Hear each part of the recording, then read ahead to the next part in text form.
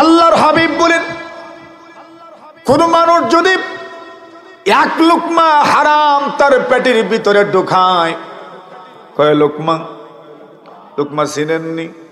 লুকমাই কয়নি, আপনার দেশে কি তা কয়? লুকমাই কয়। আল্লাহর হাবিব বলেন, কেউ যদি এক লুকমা হারাম তার পেটের ভিতরে ঢোকায়, আল্লাহর নবী বলেন 40 দিন পর্যন্ত তার কোনো আমল আল্লাহর দরবারে কবুল হয় না। নাউজুবিল্লাহর বাটে বুঝা গেছে, এটা মনে হয় 2-1 ঘন্টার কাম। কয়দিন?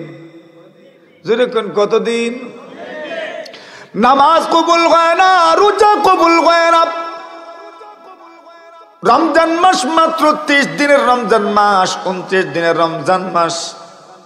রমজানের আগের দিন যদি কেউ হারাম খায়, পুরা রমজান মাসের রোজা, যেরকম তারাবি, সাহরি, ইফতার কোনটাই কবুল নয়। এই হাদিসের একটা অংশ নবী সাল্লাল্লাহু আলাইহি ওয়াসাল্লামের সাহাবী আব্দুল্লাহ ইবনে আব্বাস বলেন, তুলিয়াত হাযিহিল আয়াতু ইনদা রাসূলিল্লাহি সাল্লাল্লাহু আলাইহি ওয়াসাল্লাম, ইয়া আইয়ুহাল্লাযীনা আমানু কুনু মিন তাইয়্যিবাতি মা রাযাকনাকুম। আব্দুল্লাহ ইবনে আব্বাস বলেন, আমরা নবীজির খেদমতে বসেছিলাম, এমন সময় কোরআনে মাজিদের একটা আয়াত তিলাওয়াত করা হলো, ইয়া আইয়ুহাল্লাযীনা আমানু, এ ঈমানদারেরা, কুলু মিন তাইয়্যিবাতি মা রাযাকনাকুম, আল্লাহ পাক তোমাদেরকে যে পবিত্র রিজিক দান করেছেন, ওই রিজিক থেকে তোমরা খাও। আব্দুল্লাহ ইবনে আব্বাস বলেন, ফাকামা সাদ ইবনে আবি ওয়াক্কাস রাদিয়াল্লাহু তাআলা আনহু। আব্দুল্লাহ ইবনে আব্বাস বলেন, আমি তাকায় দেখি ওই মজলিসের মধ্যে সাদ ইবনে আবি ওয়াক্কাস রাদিয়াল্লাহু তাআলা আনহু বসা ছিলেন। উনি হঠাৎ করে মজলিস থেকে দাঁড়ায় গেলেন, দাঁড়িয়েই বলেন, ইয়া রাসূলুল্লাহ, ইয়া হাবিবাল্লাহ, আল্লাহর নবী গো, উদউল্লাহ লি আইয়াজআলানি মুস্তাজাবাদ দাওয়াত।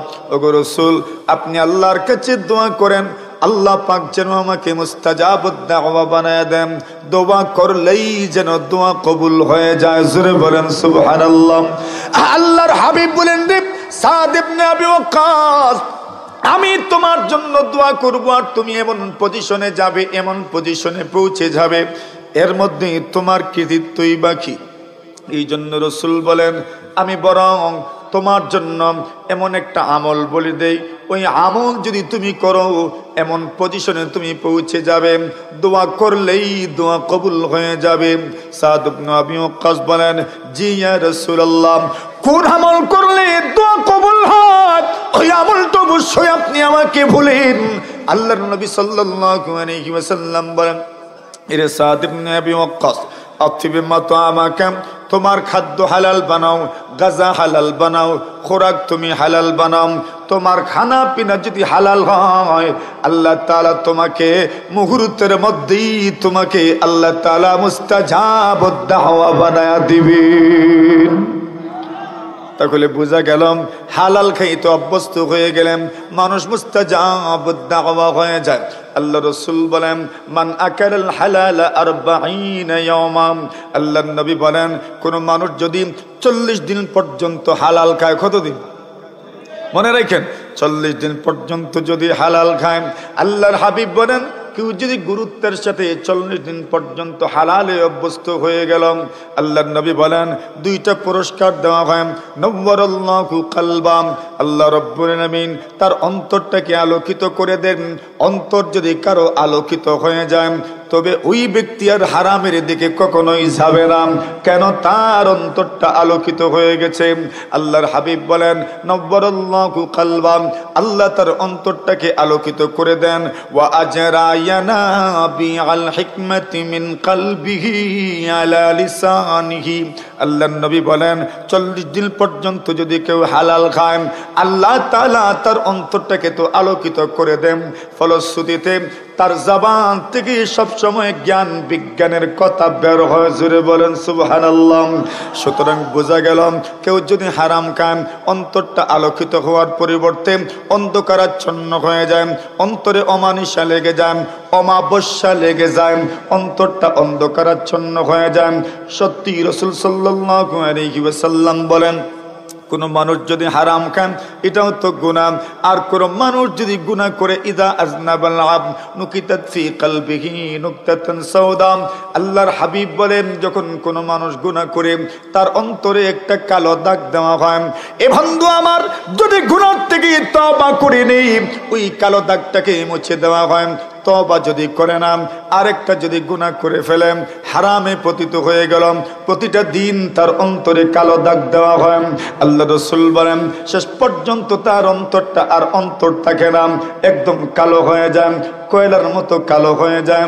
আল্লাহর নবী বলেন যখন তার অন্তরটা কয়লার মতো কালো হয়ে যায় তখন ওই অন্তর দিয়ে ভালো মন্দের মধ্যে আর পার্থক্য করতে পারে না, ভালোকেও তার কাছে ভালো মনে হয় না, আর মন্দ জিনিসও তার কাছে আর মন্দ মনে হয় না। কথা বলেন ঠিক কিনা? এখন দেখবেন কত মানুষ আছে মন্দকে আর মন্দ মনে করার যোগ্যতাই তার মধ্যে থাকে না। আল্লাহ রাসূল বলেন লা ইয়ারিফু মা'রুফান ওয়া লা ইউনকিরু মুনকারাম, ভালোকেও ভালো মনে হয় না তার, মন্দকেও তার মন্দ মনে হয় না। এটা হারামের প্রভাব। পয়গম্বর আলাইহিস সালাতু ওয়াস সালাম বলেন তুমি যদি খাদ্য হালাল বানাতে পারো দোয়া কবুল হবে, আর খাদ্য যদি হালাল না হয় দোয়া কবুল হবে না। এটা হারামের জেনারেল কুফল। রাসূল সাল্লাল্লাহু আলাইহি ওয়াসাল্লাম বলেন একজন মানুষ দুলহায় দূষিত হয়ে আল্লাহর কাছে দোয়া করে, মালিক আপনি আমার দোয়া কবুল করেন, কত কিছু প্রয়োজনের জন্য আল্লাহর কাছে দোয়া করে, কিন্তু তার দোয়া কবুল হয় না। আল্লাহ তাআলা জানায় দেন কেমনে তার দোয়া কবুল হবে। মাতামুহু হারাম, যা খাইলো তাও হারাম, মাশরাবুহু হারাম, যা পান করলো তাও হারাম, ওয়া মালবাসুহু হারাম, যা পরিধান করলো তাও হারাম। ফা আন্না ইউস্তাজাবু লিযালিক, যে ব্যক্তির খাদ্য হালাল, যে ব্যক্তির পানীয় হালাল, যে ব্যক্তির পরিধেয়, যে ব্যক্তির খাদ্য হারাম, যে ব্যক্তির পানীয় হারাম, যে ব্যক্তির পরিধেয় হারাম, আল্লাহ নবী বলেন এমন মানুষের দোয়া আল্লাহ কেমনে কবুল করবেন? এর অর্থ দাঁড়ায় যার খাদ্য হারাম হয়, যার পরিধেয় হারাম হয়, যার পানীয় হারাম হয়, এমন মানুষের দোয়া আল্লাহ কবুল করেন না। কথা বলেন ঠিক কিনা? তাহলে হারামের 3 কুফল পাইলাম। 1 নম্বর কুফল হইল হারাম খাইবেন তো 40 দিন পর্যন্ত আমল কবুল হবে না। 2 নম্বর দোয়া কবুল হবে না। 3 নম্বর হারাম খাইলে অন্তর অন্ধকার হয়ে যায়। কি হয়ে যায়? অন্ধকারাচ্ছন্ন হয়ে যায়, অন্তরে আর কোনো নূর থাকে না, আর কোনো আলো থাকে না। এইবার রাসূল সাল্লাল্লাহু আলাইহি ওয়াসাল্লাম কষ্ট হইতেছে, তিতা ওয়াজ না, এটা মিঠা নি না তিতা, জোরে কই তিতা। রোগের জন্য তো মিঠা বালা না তিতা বালা? তিতাই তো ভালা। তো তিতা ওয়াজ কষ্ট হইতেছে না তো ইনশাআল্লাহ? নবী আকরাম সাল্লাল্লাহু আলাইহি ওয়াসাল্লাম বলেন কেউ যদি হালাল খায়, মান আকালা তাইয়িবান ওয়া আমিলা ফি সুন্নতি ওয়া আমিনান নাস বাওয়াইকাহু দাখালাল জান্নাহ। আল্লাহর নবী বলেন কেউ যদি হালাল খায়, রাসূল বলেন ওয়া আমিনান নাস বাওয়াইকাহু, কেউ যদি তার মাধ্যমে আক্রান্ত না হয়, কষ্ট না পায়, ওয়া আমিলা ফি সুন্নতি, নবী বলেন আর যদি সে আমার সুন্নতের উপর আমল করে, নবী বলেন মরবেন আর আল্লাহর জান্নাতের মেহমান হয়ে যাবেন। ঠিক এর বিপরীত হারামেরটা। রাসূল বলেন ওয়া ইন্নাল আবদা লা ইয়াকযিফুল লুকমাতাল হারামা ফি জাওফিহি মা ইউতাকাব্বালু মিনহু আমালু 40 সাবাহান। আল্লাহ রাসূল বলেন ওয়া আইয়ুম আমরিইন নাবাতা লাহমুহু বিসসুহতি আবির রিবা ফান্নারু আউলা বিহি।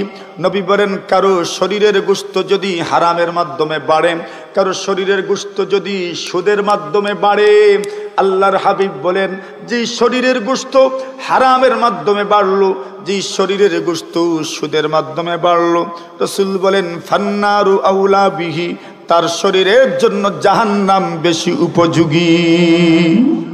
জোরে বলেন। তাহলে এই পর্যন্ত হারামের কুফল সম্পর্কে মোটামুটি বুঝছেন নি আপনারা?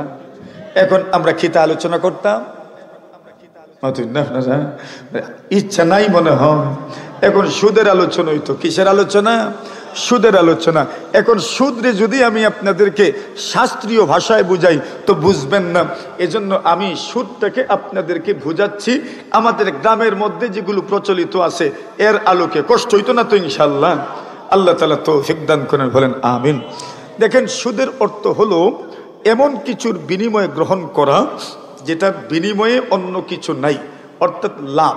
কি আমরা দেশ সাধুর বাজার তো সুদরে লাভ হই কই? আপনারা সাধুর বাজারে সুদরে কিতা কয়? লাভই তো কয়।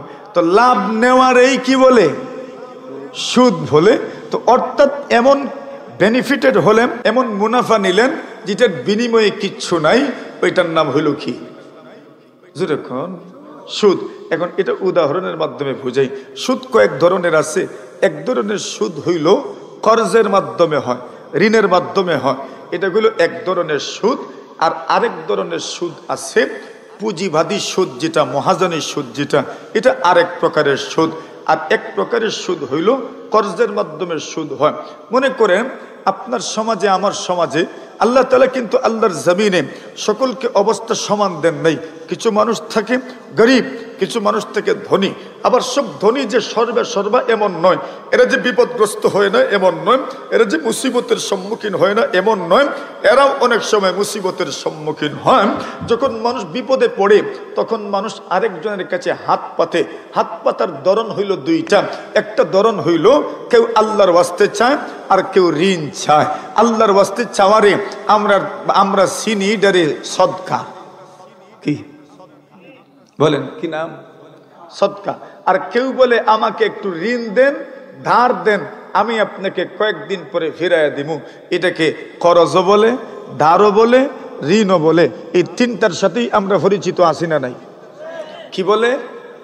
ধার বলে, কর্জা বলে, ঋণ বলে। আর এমনিতে চাওয়ার নাম সদকা।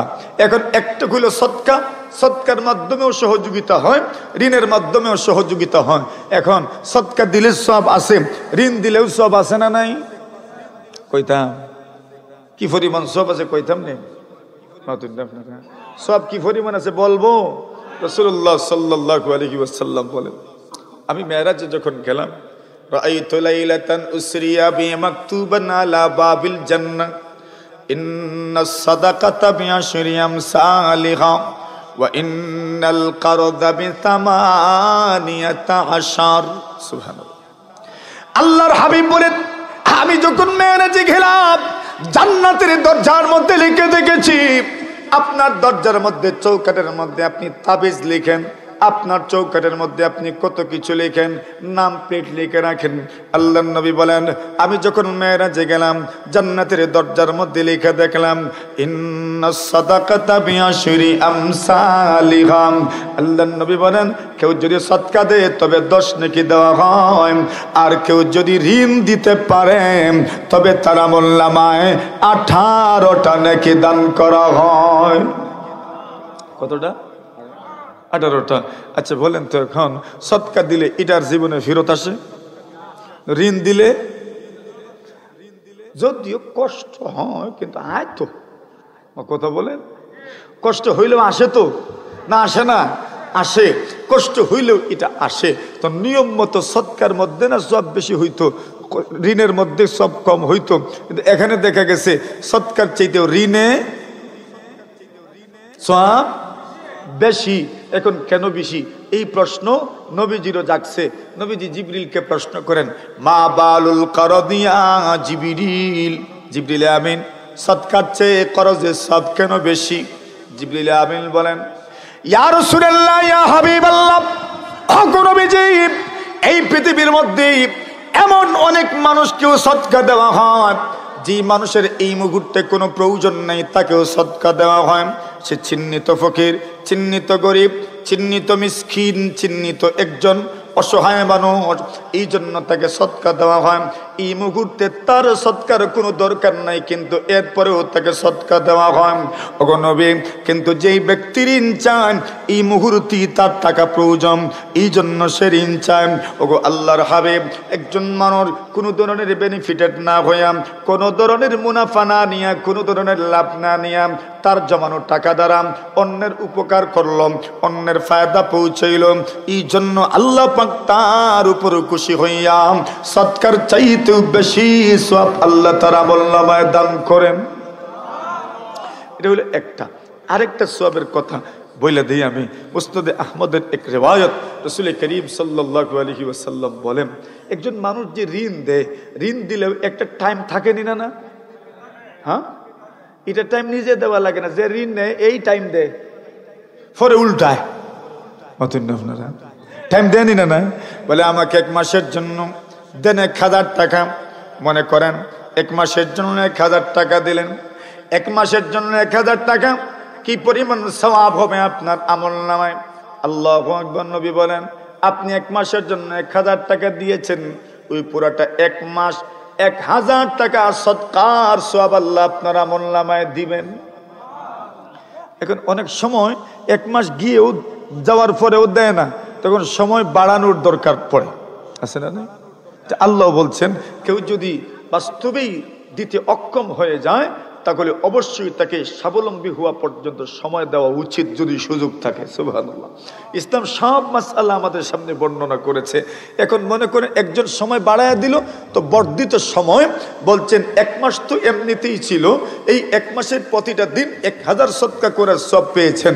1 মাসের পরে যতটা সময় বাড়ায় দিবেন, যত দিন বাড়ায় দিবেন, প্রত্যেক দিন 2000 টাকা সদকা করার সওয়াব আল্লাহ দান করবেন। তো সদকার মধ্যে সব কম না বেশি? ঋণের মধ্যে সব কম না বেশি? বেশি। ওই ঋণের মাধ্যমেই আমাদের সমাজে এক ধরনের সুদের সূচনা হয়, আর এই ধরনের সুদই আমরা সমাজে বেশি। কথা বলেন ঠিক না বেঠিক? এটা কইল কর্জের সুদ, ঋণের সুদ। কেমনে হয়?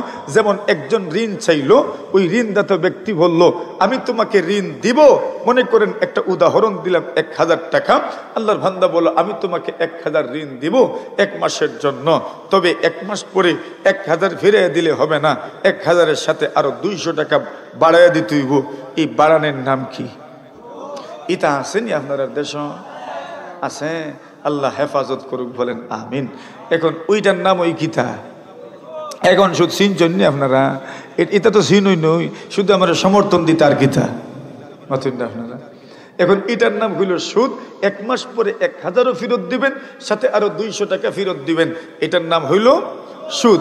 এখন এই সুদ যেটা, এটাকে চক্রহারে সুদ বলে। ঋণের যত সুদ আছে এই সুদগুলো চক্রহারে বাড়তে থাকে। এটা 1 মাসেই সীমাবদ্ধ নয়, 1 মাসে 200, 2 মাসে কত?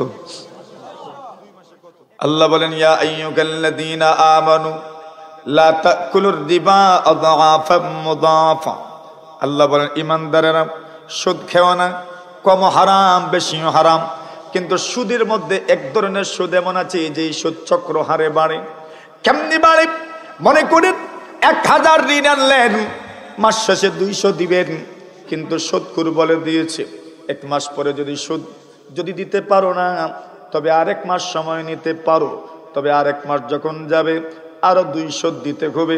হিসাব করেন কত হইছে? সুদ কত? 400 বলে দেওয়া হয়েছে। যদি 2 নম্বর মাসে দিতে পারো না, 3 নম্বর মাসে তুমি পরিশোধ করে দিও, তবে আরো 200। 3 মাসে কত হইল? 3 নম্বর মাসেও যদি পারো না, 4 নম্বর মাসে দিবা, কিন্তু আরো 200 দিবা। কত হইল? ঘুমাইতেছে। আরে সুদের মাস ঘুমাসলে চলবে না। 4 নম্বর মাসে দিবেন আরো 200। কত হইল? যদি 4 নম্বর মাসেও পরিশোধ করতে পারো না, 5 নম্বর মাসে দিবা আরো 200। বলেন কত হইছে?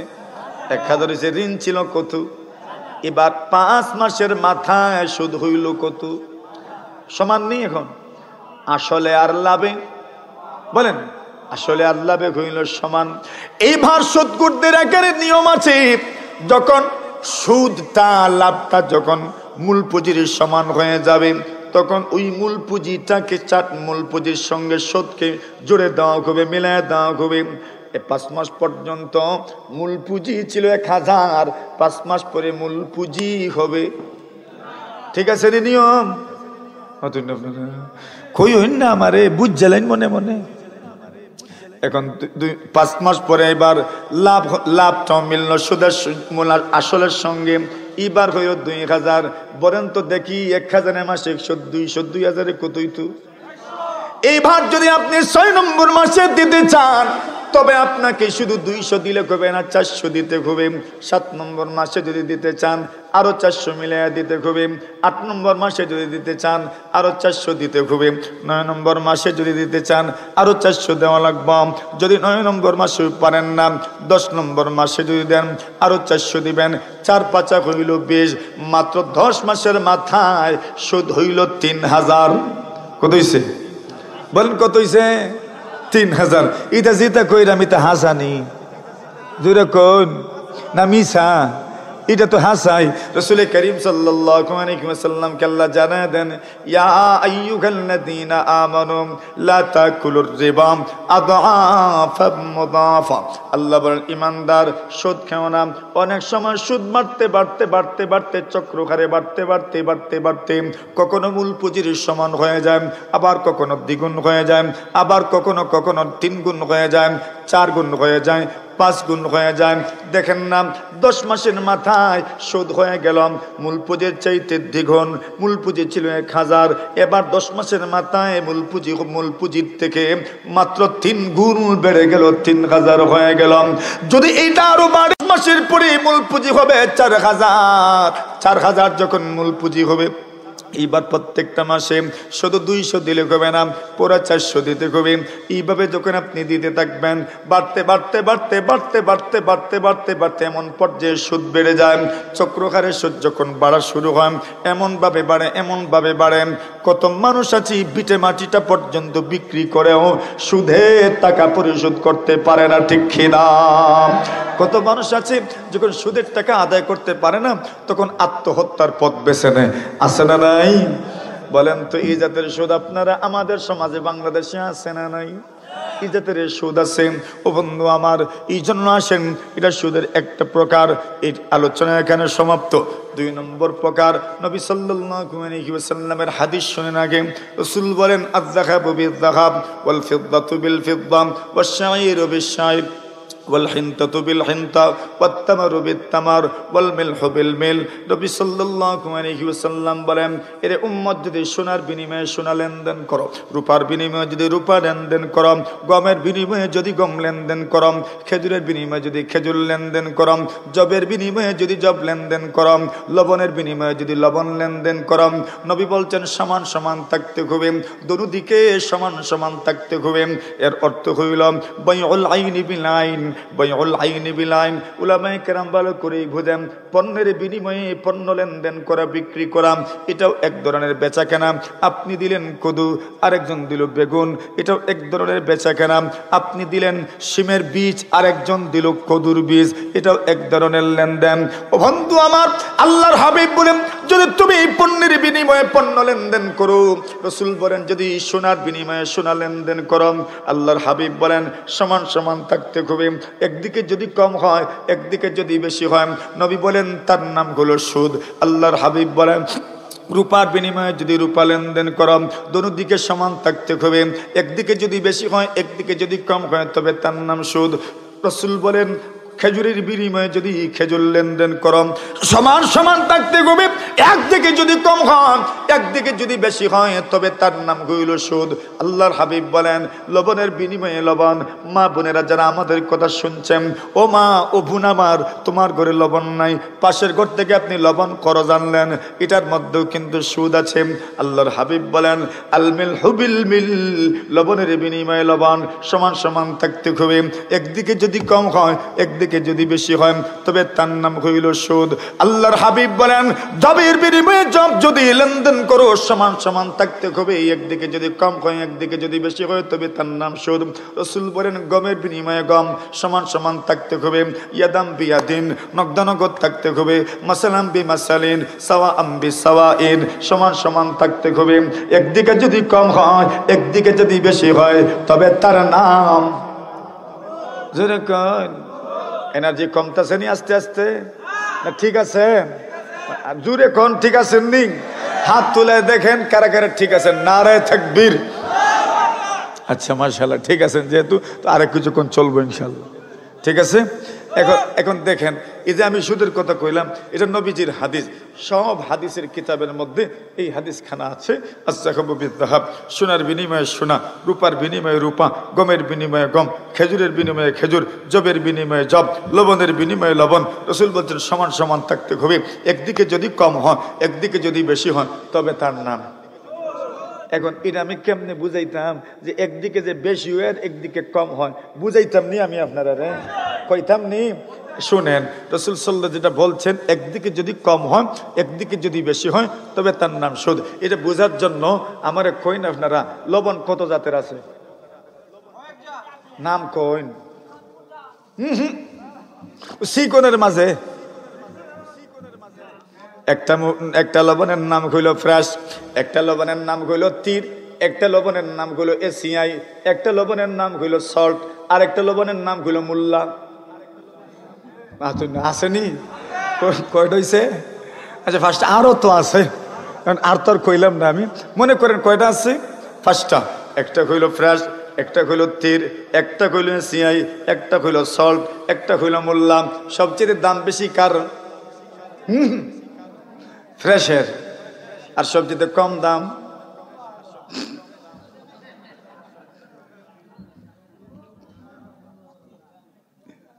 এটা মুল্লা। লবণের দাম কম। কিসের? মুল্লা লবণের দাম কম। আচ্ছা এখন দেখেন বুঝেন কথাটা। রাসূল বলছেন আল মিলহু বিল মিল, লবণের বিনিময়ে লবণ সমান সমান থাকতে হবে, একদিকে যদি কম হয় একদিকে বেশি হয় তবে হবে সুদ। ওইটা বুঝেন কিভাবে? মনে করেন একজন ব্যবসায়ীর কাছে আছে ফ্রেশ লবণ আর আরেকজন ব্যবসায়ীর কাছে আছে মনে করেন মুল্লা লবণ। এখন ফ্রেশ লবণওয়ালার মুল্লা লবণ দরকার। দোকানে তো আর শুধু এক জাতের লবণ রাখলে হয় না, সব জাতের লবণ রাখতে হয়। এখন ফ্রেশ লবণওয়ালার দরকার মুল্লা লবণ আর মুল্লা লবণওয়ালার দরকার ফ্রেশ লবণ। এখন দুজন একজন আরেকজনকে বলবো তুমি আমারে মুল্লা দাও আমি তোমারে ফ্রেশ দিব, এটা কথার কথা। আচ্ছা বলেন তো এখন দুনিয়া আমাদের বাজারের রেট অনুযায়ী দুনো পক্ষ কি সমান দিব? কেন? একটার দাম বেশি আর একটার দাম কম, সুতরাং ফ্রেশওয়ালা কম দিব আর মূল্যওয়ালা বেশি দিতেইব। এখন নবী বলছেন ওই লেনদেনে যদি একদিকে বেশি হয় একদিকে কম হয় তার নাম সুদ। তার নাম কি? কথা বুঝছেন নি? এখন ওই যে দুই ব্যবসায়ী একজন ফ্রেশ লবণ দিল আর একজন মুল্লা লবণ দিল, দুজনে যেহেতু লবণই দিছে সুতরাং কোনটা ফ্রেশ আর কোনটা মুল্লা ইসলাম এটা দেখবে না। ইসলাম দেখবে লবণের বিনিময়ে লবণ লেনদেন হয়েছে, সুতরাং ইসলাম বলেছে এখানে সমান সমান থাকতে হবে। একদিকে যদি কম হয় একদিকে যদি বেশি হয় তবে তার নাম সুদ। তার নাম কি? সমাধান কি পরে বলবো, কথা বুঝছেন নি? এখন লবণের বিনিময়ে যদি লবণ লেনদেন করেন তাহলে এটাকে সমান সমান রাখতে হবে। একদিকে যদি কম হয় একদিকে যদি বেশি হয় তবে তার নাম কি? সুদ। এখন বলেন আলু চিনেন নি? আলু আলু কত জাতের আছে? নাম কোন? ডায়মন্ড, দেশি, রাজশাহী, বুলাগঞ্জি, মুন্সিগঞ্জি আসেনি? এটা আছে। কোনটার দাম বেশি? দেশি। দেশিনি? কম দাম কোনটা? ডায়মন্ডে। এখন মনে করে এক ব্যবসায়ীর কাছে আলু আছে, আরেক আলু আছে ডায়মন্ডটা, আরেকজনের কাছে আছে দেশিটা। এখন ডায়মন্ডওয়ালার দেশি দরকার, দেশিওয়ালার ডায়মন্ড দরকার। এই দুইজন যে আলু বিনিময় করব, আলুর বিনিময়ে আলু, বলেন তো এরা কি সমান দিব? বেশ কম করব কেন? একটার দাম বেশি আরেকটার দাম কম। রসুল বলছেন আল হিনতাতু বিল হিনতা, গমের বিনিময়ে যদি গম লেনদেন করো, খেজুরের বিনিময়ে যদি খেজুর লেনদেন করো, সমান সমান থাকতে হবে। একদিকে যদি কম হয়, একদিকে বেশি হয়, তবে তার নাম হইল সুদ। ঠিক এমন ভাবে যদি এখানেও যদি আলুর বিনিময়ে আলু লেনদেন করেন, সমান সমান থাকতে হবে। একদিকে যদি কম হয়, একদিকে যদি বেশি হয়, রসুল বলছেন তার নাম সুদ। তার নাম কি? সুদ। এই কথাটাও আপনারা বুঝছেন, আলহামদুলিল্লাহ। এখন প্রশ্ন হইল, এখন যারা বাজারে ব্যবসা বাণিজ্য করে এরা তো সহজ হইল আলুর বিনিময়ে আলু লেনদেন করা। বলে এর চাইতেও সহজ তরিকা আছে। ফ্রেশওয়ালা তুমি তারে মূল্যা লবণের টাকা দাও, আর মূল্যা লবণওয়ালা আপনাকে ফ্রেশ লবণের টাকা দিবে, আর এই টাকাটা বিনিময়ে আপনারা কমায়া দিবেন, সুতরাং আর সুদ হবে না। এই কথাটাকে আরেকটু ব্যাখ্যা করে বুঝাই। কথা কিন্তু যেটা বলার বলেই ফেলছি, বুঝছেন না, এই জন্য আরেকটু ব্যাখ্যা করছি। রাসূল সাল্লাল্লাহু আলাইহি ওয়াসাল্লামের যুগে এমন সমস্যার সম্মুখীন সাহাবায়ে কেরাম হয়েছিলেন। মনে রাখবেন, ধানের বিনিময়ে যদি ধান লেনদেন করা হয়, সমান সমান থাকতে হবে। একদিকে যদি কম হয়, একদিকে যদি বেশি হয়, তার নাম হইল সুদ। একটা সময় আমাদের সমাজের পরিস্থিতি খুব ভালো ছিল না, সব মানুষের আর্থিক অবস্থা ভালো ছিল না, সব মানুষের ঘরে সব সময় দান থাকতো না। অনেক সময় অনেক মানুষের ঘরে দান খুব দ্রুত শেষ হয়ে যেত। এজন্য মানুষ একটা প্রবাদ বানাইছে, কারোর জন্য অগ্রহায়ণ মাস আর কারোর জন্য সর্বনাশ। আছে না নাই? আপনাদের দান কোন ফসল? অগ্রহায়ণী নি, অগ্রহায়ণী ফসল আপনাদের। এখন মনে করেন অগ্রহায়ণ মাস আসার আগে একটা সময় মানুষের বড় কষ্টে যায়, যেই সময় ধানগুলো শেষ হয়ে যায়, ওই সময় বড় কষ্ট যায়। তখন কি করতো আগের যুগের মানুষ? তারা যাদের সমাজে যাদের কাছে ধান আছে এদের কাছ থেকে দান ঋণ আনতো, আর বলতো অগ্রহায়ণ মাসে অথবা পৌষ মাসে আমি আপনাকে দান দিব। 1 মণ আনতো, আর দিত কয় মণ? 1.5 মণ দিত, 2 মণ দিত। সুতরাং নবীর কথা মতো দানের বিনিময়ে দান যখন লেনদেন করবেন, সমান সমান থাকতে হবে। একদিকে যদি দান 1 মণ থাকে, অপর দিকেও দান 1 মণ থাকতে হবে। যদি এখানে 1 মণ না দিয়ে 1.5 মণ দেন, এর নাম হইল সুদ। এর নাম কি? মা তো আপনারা ইতার নাম কি? তা ইতার নাম হইতো সুদ। সুতরাং এখন প্রশ্ন আছে, এখানে প্রশ্ন হইল, সব দান তো আর সমান না। সব দান তো আর কি না? দানের মাঝেও কত জাতের আসেনি? কিতা আছে? মুডার সিকন ওই তো কোন খালি নাম কোন? হ্যাঁ, খালি জিরা, কিরণমালা, দানেও কিরণমালা আছে, স্বর্ণবাসুরি, 28, 29, 48, 49, 52, 58, 59, 60, ফাইজন আসেনি? চিনির গুঁড়া আছে তো। এখন দেখেন, সবচাইতে কম দামি একটা ধান আছে, লাল ধান। এটার নাম কি? তা কি? আপনি তো কইতে পারতেন না। ইরা ধান, এটার নম্বর আছে 14। এটার নম্বর হলো 14, আর কেউ দিছে 11। কত? 11। এখন মনে করেন এই যে ধানের বিনিময়ে দান, এখানে একজন মনে করেন চিনির গুঁড়া দান দিল, আর আরেকজন মনে করেন আরো কম দামি ধান দিল, সমান সমান মানবো না বেশ কম করতে হইব? তো নবীর কথা মতো ধানের বিনিময়ে ধান সমান সমান থাকতে হবে। একদিকে যদি কম হয়, আরেকদিকে যদি বেশি হয়, তবে তার নাম কি? সুদ। সমাধান কি? এটার সমাধান রাসূল দিয়েছেন। নবী আকরাম সাল্লাল্লাহু আলাইহি ওয়াসাল্লামের কাছে কষ্ট হয়েছে আপনাদের। খায়বরের খেজুর পেশ করা হলো। আল্লাহ রাসূল সাল্লাল্লাহু আলাইহি ওয়াসাল্লাম জিজ্ঞাসা করলেন, আবা কুল্লু তামারি খাইবারা হাকাযা? নবীজি জিজ্ঞাসা করলেন, আরে খায়বরের সব খেজুর কি এরকমই?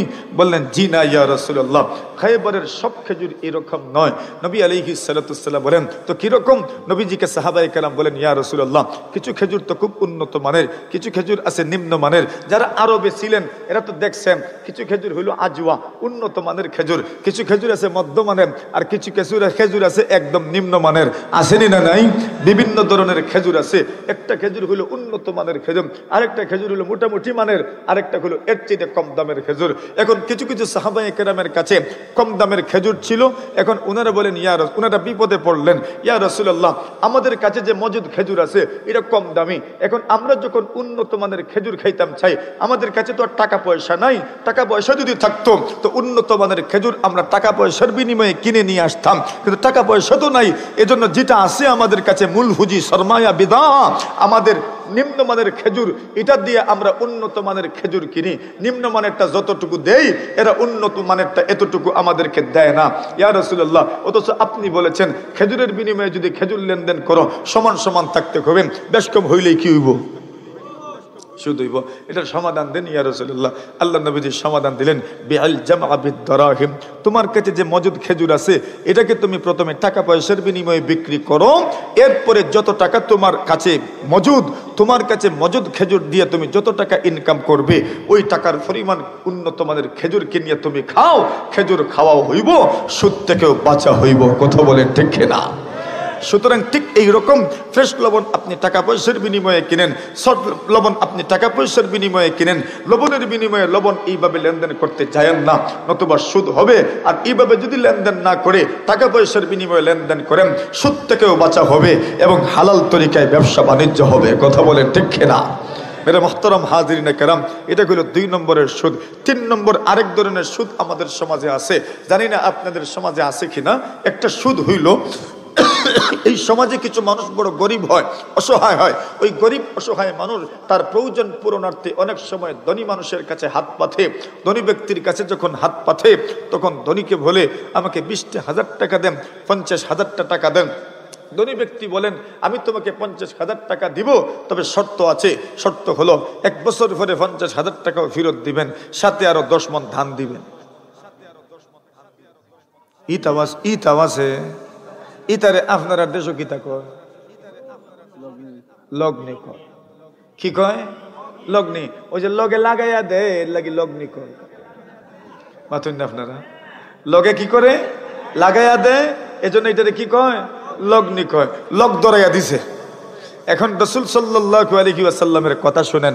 আল্লাহ রাসূল সাল্লাল্লাহু আলাইহি ওয়াসাল্লাম বলেন, কুল্লু কারদিন জাররা রাফান ফাহুয়া রিবা। আল্লাহর হাবিব বলেন, প্রত্যেকই ঋণ, যেই ঋণের মাধ্যমে মুনাফা আসে, যেই ঋণের মাধ্যমে মুনাফা আসে সেই ঋণের নামই হইল সুদ। আল্লাহর নবী বলেন, আপনি তো ঋণ দিলাম, কিন্তু ঋণের বিনিময়ে আপনি মুনাফা নিলাম, ঋণের বিনিময়ে আপনি বেনিফিটেড হয়ে গেলেন। আল্লাহর নবী বলেন, এর নাম হইল সুদ, এর নাম হলো সুদ। মেরে মুহতারাম হাজিরিনে কেরাম, ইজ্জতের সুদ আমাদের সমাজে আছে না নাই? ইজ্জতের সুদ আছে। এটা হলো সুদের 3 নম্বর প্রকার। 4 নম্বর আরেকটা প্রকারের কথা আলোচনা করা দরকার। আমাদের সমাজে অনেক মানুষ আছে যারা বিভিন্ন সময় দান বিক্রি করেন। দান বিক্রি করেন, কেউ আছে দান কিনেন। যারা দান কিনেন এরা শুধু দান পাকলেই কিনেন না, বরং অনেক সময় দানের টাকা আগেও দিয়ে দেন। শুধু আগে দেন না, আমরাও যারা দান ক্ষেত করি, কৃষিকাজ করি, আমরা আগে দানের টাকা আনি। আছেন না নাই? এই ধরনের ব্যবসা বাণিজ্যকে হাদিসের পরিভাষায়, ফিকহের পরিভাষায়, তাফসীরের পরিভাষায় বাইআয়ে সালাম বলে। কি বলে? এটা বুঝবেন না আপনারা, শুধু শুনে রাখেন। বাইআয়ে সালাম বলে, অর্থাৎ সাধারণত বেচা কেনায় পণ্য নগদ হয়, মূল্য বাকি থাকে, কিন্তু বাইআয়ে সালামের মধ্যে ঠিক এর উল্টা। এখানে পণ্য বাকি, মূল্য পরিশোধ। মূল্য কি? সাধুর বাজার থেকে যখন আপনি কিছু কিনবেন তো দেখবেন আপনি টাকা না দিয়ে মাল নিয়ে আসবেন, এটা ঠিক আছে, কিন্তু টাকা আগে দিবেন, মাল ভরে আনবেন, এই সিস্টেমটা খুব কম। এজন্য শরীয়ত এটাকে জায়েজ করেছিল না। কেন? এর পিছনে কারণ আছে। মনে করেন আপনি যেই জিনিসটা কিনেছেন ওইটা তো বর্তমানে কিনে জমিনে নাই, এখন এটা জমিনে ফলবে কিনা এটার কোনো গ্যারান্টি আসেনি, কোনো গ্যারান্টি তো নাই। অথবা ফললেও মনে করেন, কিন্তু যদি কোনো কারণে আপনার কোনো কারণে যদি ওই ফসলটা বৃষ্টির কারণে অথবা বন্যার কারণে শেষ হয়ে যায়, তবে তো আপনি ওই ফসলটা আর পাবেন না। সুতরাং ঝগড়া বিবাদ লাগার সম্ভাবনা আছে না নাই? এজন্য শরীয়ত এটার অনুমোদন প্রথমে দেয় নাই, কিন্তু মানুষের প্রয়োজনের স্বার্থে শরীয়ত এটার অনুমোদন দিয়েছে। কিন্তু দিতে গিয়ে বলছে কতগুলো শর্ত দিয়েছে, শর্তগুলো কি ওইগুলো আমরা আজকে আলোচনা করছি না। কিন্তু মনে করেন আপনি যেই সময় ধান ব্যবসায়ীর কাছ থেকে টাকা আনছেন ওই সময় ধানের মন ছিল মনে করেন 600, আর যেই সময় আপনি ধান ব্যবসায়ীকে দান ফেরত দিবেন ওই সময় ধানের মন হইল 1000। কিন্তু আপনি যেই সময় দান ফেরত দিবেন ওই সময় আপনার কাছে ধান নাই, তখন আপনি চাইলেন তাকে টাকা ফেরত দেওয়ার। এখন টাকা ফেরত দিতে গিয়া ব্যবসায়ী বলে, আমাকে তুমি কি করো, টাকা দিলে কত দিবা? 1000 দিবা, বলছেন 600 দিচ্ছেন, এর থেকে 5 টাকা বেশি নিলেও সুদ। 5 টাকা বেশি নিলেও কি ব্যবসায়ী কি এখন মার খাইতো? না না, তোমাকে যেই ব্যক্তি 1000 টাকা দিতে পারে, মনে করেন দানের মন 1000, সে যদি আপনাকে 1000 টাকা দিতে পারে, আপনি টাকা সরাসরি না নিয়া বলেন ওই 1000 টাকা তুমি আমাকে দিচ্ছ, 1000 টাকা দিয়ে ধান কিনে তুমি আমাকে দাও, আপনার এখানে কোনো লস নাই। কথা বুঝেছেন? আপনার এখানে কোনো লস নাই। সে যখন আপনাকে 1000 টাকা দিতেই পারে, তো আপনি তাকে বলেন 1000 টাকাই তো দানের মন চলছে, ঠিক আছে তুমি 1000 টাকা সরাসরি আমাকে না দিয়া তুমি 1000 টাকার দান আমাকে কিনে দাও, তো আপনার দান নেওয়াও হবে। ওই দানের মন আপনি পরে 1500 টাকাও যদি বিক্রি করেন কোনো অসুবিধা নাই। কথাগুলো বুঝে আসছে আপনাদের? এই হইল সুদের যে কয়েকটা প্রকার আমরা আপনাদের সামনে আলোচনা করলাম। সুদের ক্ষতিটা কি? ক্ষতি বলতে হলে তো অনেক সময় লাগবে, ধৈর্যের পরীক্ষা নিব না, লম্বা করব না, শুধু একটা কথা বলেই শেষ করব। আর আল্লাহ যদি বাঁচায় রাখেন আর আবারও কখনো আসা হয় তো মনে রাখিয়েন, আর কর্তৃপক্ষকে বলে যাব ওরা যেন আমাকে বলে যে সুদের কুফল থেকে আলোচনা হোক। সুদের প্রকারগুলো আমরা বুঝে ফেলেছি, আর শুধু শুধু কুফল বললে আপনারা বুঝবেন না, এজন্য সুদের প্রকারগুলো আলোচনা করতেই হয়েছে প্রাসঙ্গিকভাবে। এখন সুদের কুফল কি? আল্লাহ রব্বুল আলামিন কোরআনে মাজিদের মধ্যে ঘোষণা করেন, ইয়ামহাকুল্লাহুর রিবা ওয়া ইউরবিস সাদাকাত। আল্লাহ বলেন, আল্লাহ পরবর্তীকারে আলম সুদকে মিঠাইয়া দিয়েছেন। সুদের মাধ্যমে মানুষের কোনো লাভ হয় না, মানুষ দেখতে দেখে লাভ হয়, কিন্তু বাস্তবিক করতে সুদে মানুষের কোনো ফায়দা হয় না। কেন ফায়দা হয় না এটা লম্বা আলোচনা। বরং সুদের কারণে শুধু একজনের ক্ষতি হয় না, গোটা মানব সম্প্রদায়ের ক্ষতি হয়। কেমনে হয়? বর্তমান দুনিয়াতে জিনিসপত্রের দাম যে হারে বাড়ছে, দাম বাড়ার পিছনে অনেক কিছুকে দায়ী করা হয়।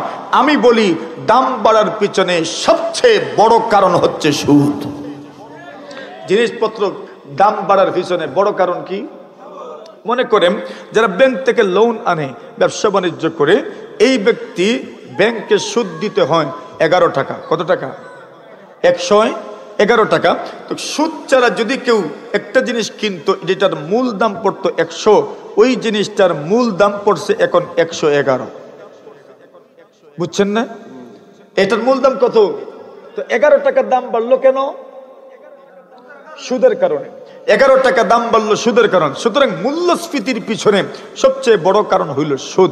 আসেন, আল্লাহ রব্বুল আলামিন বলেন সুদের মাধ্যমে মানুষের সম্পদ বাড়ে না, বরং মানুষের সম্পদ প্রতিনিয়ত কমতে থাকে। আল্লাহ রব্বুল ইজ্জত ওয়াল জালাল বলেন যারা সুদ খায় এদের ব্যাপারে কোরআনের মধ্যে বড় ধমক এসেছে। আল্লাহ বলেন কেউ যদি সুদ খায়, কেউ যদি সুদ খায় তাকে আল্লাহ কিভাবে বুঝিয়েছেন? আল্লাহ বলছেন, ইয়া আইয়ুহাল্লাযীনা আমানুত্তাকুল্লাহ ওয়া যারু মা বাকিয়া মিনার রিবা। এরে ঈমানদারেরা, সুদ ছেড়ে দাও, সুদ ছেড়ে দাও, সুদ ছেড়ে দাও। আল্লাহকে ভয় করো, অবশিষ্ট সুদ তোমরা ছেড়ে দাও। ইন কুনতুম মুমিনিন, যদি তোমরা মুমিন হও। যদি কি হও? আমরা কি? আল্লাহ কি বলছেন? যদি মুমিন হও তো কি করো? আমরা কি তা মাতুন না আপনারা? আমরা কি? আল্লাহ কি বলছেন? মুমিন হইলে সুদ ছেড়ে দাও। আমরা কি? এখন যদি কেউ সুদ ছাড়ে না তো কি কইতাম না? আমি কইতাম না। মাফহুমে মুখালিফ তো হুজ্জত নয়, কিন্তু কথা তো কথা আনে। যদি কেউ সুদ ছাড়ে না তো মুমিন নয়। আল্লাহ তো বলছেন যদি সুদ ছেড়ে দাও, যদি মুমিন হও। ইন কুনতুম মুমিনিন। এখন তোমার সাহস আর তোমার আল্লাহ জানেন। আল্লাহ তো বলছেন ইন কুনতুম মুমিন, যদি মুমিন হও সুদ ছেড়ে দাও। তোমার সাহস যদি রে ভাই এখনো কুলায়, আপনার সাহস যদি বাবা আপনার এখনো কুলায়, খাও। এরপরে আল্লাহ বলেন যদি এরপরেও সুদ ছাড়ো না, ফা ইল্লাম তাফআলু ফাদানু বিহারবিম মিনাল্লাহি ওয়া রাসূলিহি।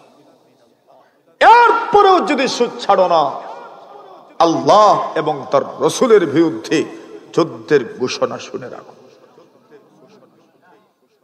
পারবেন না যুদ্ধ করতে আল্লাহ রাসূলের বিরুদ্ধে? এরপরেও যদি ছাড়ো না, ফাজানু বিহারবিম মিনাল্লাহি ওয়া রাসূলিহি। আল্লাহ এবং তার রাসূলের বিরুদ্ধে যুদ্ধের ঘোষণা শুনে রাখো। যদি হিম্মত থাকে খাও, আর যদি মনে করো আমার আল্লাহ এবং তার রাসূলের বিরুদ্ধে যুদ্ধ খবরদার আমি এই পথে পা বাড়াবো না, এখনো সময় আছে, ফিরে আসো, ফিরে আসো, ফিরে আসো। যারা সুদখোর হয়, রাসূল আব্দুল্লাহ ইবনে মাসউদ বলেন, এদের উপর আল্লাহর অভিশাপ, রাসূলের অভিশাপ, রাসূলের অভিশাপ যার উপর, তার উপর তা আল্লাহরই অভিশাপ। লাআনা রাসূলুল্লাহ সাল্লাল্লাহু আলাইহি ওয়াসাল্লাম আখিলার রিবা ওয়া মুকিলাহু ওয়া শাহিদাইহি ওয়া কাতিবা। এদের উপর আল্লাহর অভিশাপ। যার উপর আল্লাহর অভিশাপ হয়, রাসূলের অভিশাপ হয়, তার জীবনে উন্নতির কথা কল্পনা করা যায়? বলেন। যদি আপনি এরপরে কল্পনা করতে পারেন তো কল্পনা করেন। যার বিরুদ্ধে রাসূলের অভিশাপ, তার জীবনে কোনো উন্নতির কল্পনাও করা যায় না। কথা বুঝে এসেছে? মেরে মুহতারাম হাজরিন, আল্লাহ রাসূল আর কেমনে বুঝাইবেন আমাদেরকে? কথা এখানেই সমাপ্ত করব। মনে রাখিয়েন, সুদ এই দুনিয়ার সবচেয়ে বড় পাপের একটা পাপ হইল সুদ। এই সুদ থেকে বেঁচে থাকার দরকার আছে না নাই? আল্লাহ তৌফিক দান করেন, আমাদের মায়েদেরকেও তৌফিক দান করুন। এখন তো ব্যাংকওয়ালারা, বসেন বসেন, ব্যাংকওয়ালারা এখন মায়েদেরকে ঋণ দেয়। আপনারা এরা জানে তো পুরুষে দিলে এটা বাঁকবো, ওই জন্য মহিলারে দিছে। পুরুষে দিলে এখন পুরুষের বাড়ি যখন ঋণ আনতে বাড়ি যায়, তখন ওই গরবালিরা কয়, স্বরাষ্ট্রমন্ত্রী কয়, স্বরাষ্ট্রমন্ত্রী বাড়িত না।